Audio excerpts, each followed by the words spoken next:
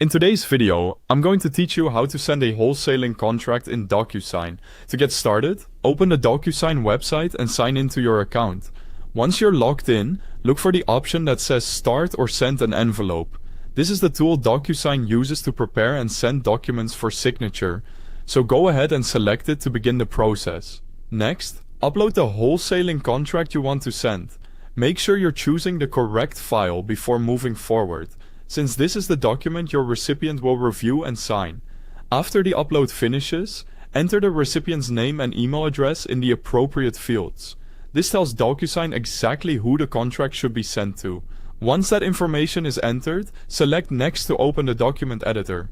This is where you'll prepare the contract for signing. In the editor, add the required fields your recipient will need to complete.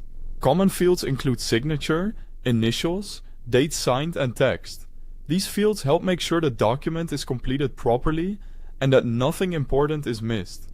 After adding the fields, place each one in the correct location on the contract. Take your time here and line everything up carefully so the signing experience is clear and professional. Then assign each field to the correct recipient. This is especially important if more than one person will be involved, because each field must be connected to the person responsible for completing it. Before sending anything, review the contract carefully and verify that all required fields are correctly placed. This quick check can help prevent delays or mistakes later. If needed, add a message for the recipient. A short note can provide helpful context, such as letting them know what the document is for or asking them to sign it promptly. Next, review the recipient's information and the contract details one more time. Confirm that the document, email address, and assigned fields are all accurate.